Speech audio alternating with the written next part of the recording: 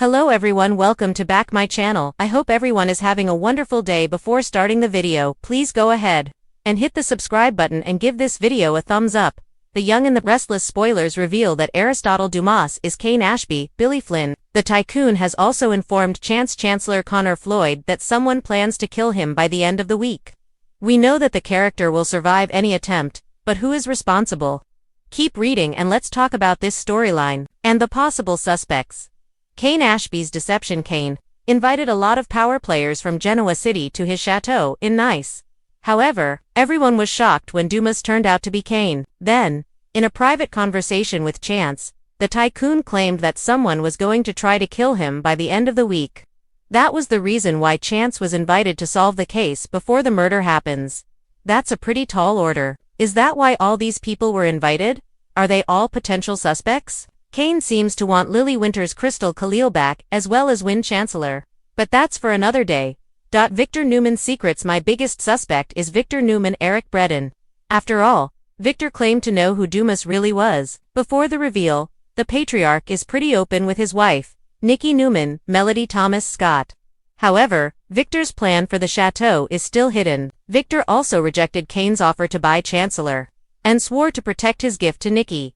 Holden Novak's connection. Victor was also watching Holden Novak Nathan Owens very carefully as he argued with Audra Charles, Zulika Silver. Victor might have only noticed because of his own secret deal with Audra. However, the camera made sure to zoom in on Victor watching Holden and Audra from afar. Then, a preview clip for the week of June 30th shows Cain meeting with Holden. Cain asks if their arrangement is still under wraps.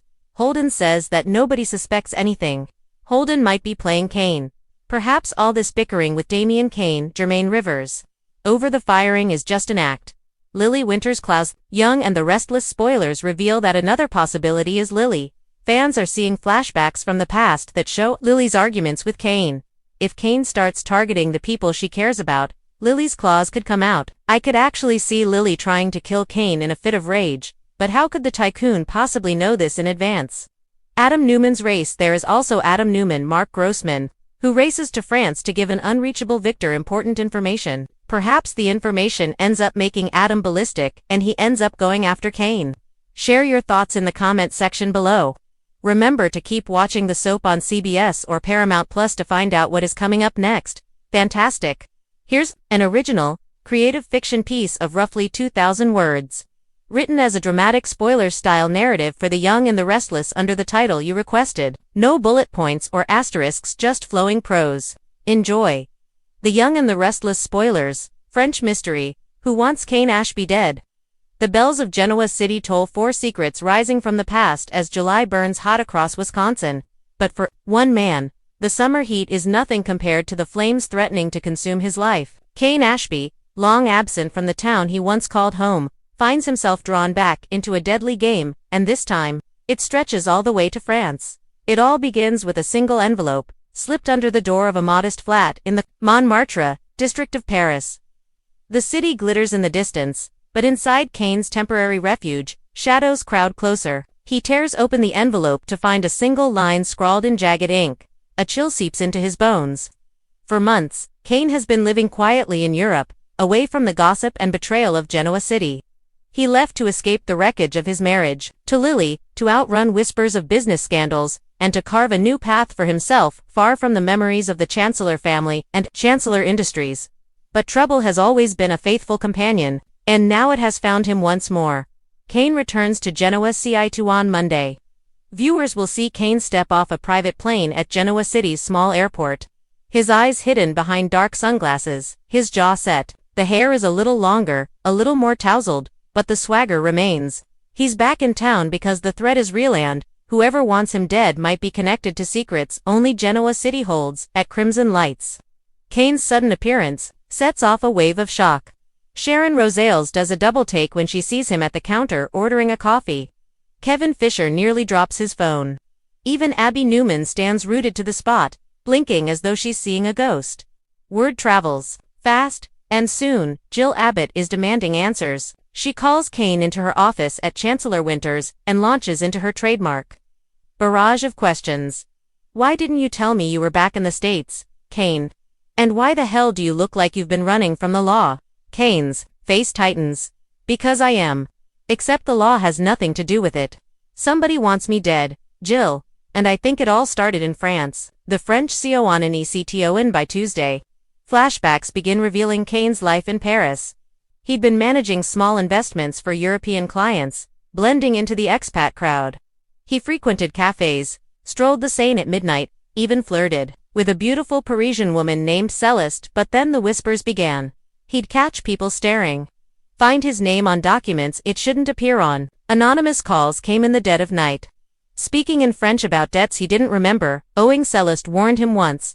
Paris is a city of masks, mon amour, and you are wearing the wrong one. One night, Kane arrived home to find his apartment ransacked.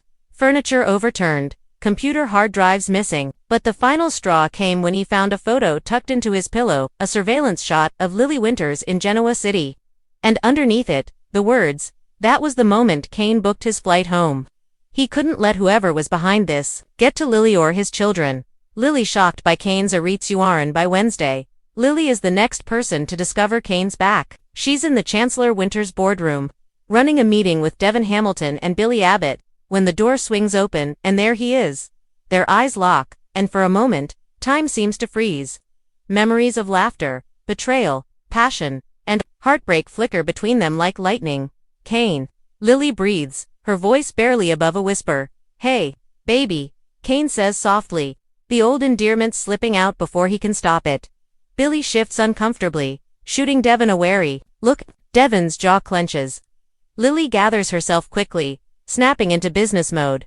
"What are you doing here?" she demands. "You can't just show up, I need your help," Kane interrupts. "And I think whoever's after me is tied to Chancellor. Are you accusing my company of trying to kill you?" "I'm saying someone inside the company might have a reason to want me gone," Kane fires back. "And until I figure out who it is, nobody's safe." Jill digs for ANSWIRS. Jill Abbott is nothing if not determined. By Thursday, she's called in her own investigators to dig into Kane's time in France. What they find shocks her to the core. Someone has been moving large sums of money out of secret accounts tied to Chancellor Industries subsidiaries in Europe. The trail winds through shell corporations and offshore banks, but ultimately points to a single name: Celeste Dufresne. Celeste was more than just Kane's lover in Paris. She's a financial consultant with deep connections to European crime syndicates. The same syndicates that once laundered money through companies linked to Colin Atkinson, Kane's own father. Suddenly, the pieces start fitting together. Lily and Kane face the truth by Friday. Lily can't stand the weight of not knowing anymore. She tracks Kane down at the athletic club, where he's been hiding out. She storms into his suite, eyes blazing. "Why didn't you tell me you were involved with some French criminal? Why keep me in the dark?" Kane exhales a shaky breath. "Because I didn't know, Lily. I thought Celeste was just a woman I was dating. I didn't realize who she really was." Lily's arms cross over her chest. "And you think she's the one sending death threats?" "I don't know," Kane admits. "But someone wants me out of the picture. And if they can't get to me, they'll go after you. Or the kids. Or Jill. I had to come back." Tears fill Lily's eyes, but she fights them back. "Kane, this isn't just your problem anymore. We have to figure this out together." Despite the pain between them, a spark flickers in the silence. For just a moment, the old team of Kane and Lily is back, shoulder to shoulder against the world. By the end of the week, multiple suspects emerge. Celeste Dufresne, who might see Kane as a loose end in her European operations. Billy Abbott, who still harbors resentment toward Kane for past betrayals and could see an opportunity to eliminate a rival. Tucker McCall, whose recent maneuvering around Chancellor Winters raises red flags. He's been probing financial records and asking many questions. Victor Newman, who never forgave Kane for his involvement in past business schemes that touched Newman interests. Colin Atkinson, Kane's own father, who may have orchestrated the entire European setup to protect himself or to manipulate Kane for unknown reasons. The real bombshell comes late Friday when Jill receives an encrypted email. She gathers Lily and Kane in her office, trembling as she reads it aloud. "Greater than this isn't just about you, Kane. It's about a secret buried in Chancellor's past. If you keep digging, you'll get yourself and everyone you love killed. Suddenly, Kane remembers something. Back in Paris, Celeste kept mentioning les dossiers noirs, the black files, secret ledgers that documented hush money payments, political bribes, and hidden partnerships going back decades. I think this is bigger than me, Kane tells Lily, his voice shaking. It might be something that could bring Chancellor Winters and a lot of people in Genoa City crashing down. As credits roll on Friday, Kane and Lily stand together in Chancellor Winters, staring at Jill as she holds the printout of the threatening email. Jill whispers, "If these black files exist, they could destroy everything. And everyone." Kane meets Lily's eyes. "Then we'd better find them before someone finds me." Outside the office, Tucker watches through a crack in the door, a faint smirk playing on his lips. At the Grand Phoenix, Phyllis Summers is on the phone with a mysterious French contact, telling them he's back in Genoa City, and he's looking for the files. Meanwhile, in a darkened apartment in Paris, Céleste Dufresne stands at a window overlooking the glittering city lights, a phone pressed to her ear. "Oui," she says. "If Kane Ashby keeps talking, he will be eliminated, and so will anyone who protects him." So begins a tangled web of secrets, deception, and deadly stakes as the young and the restless hurtles toward a summer of high-octane drama. Who wants Kane Ashby dead? Is it an enemy from his past, or someone much closer than he ever imagined?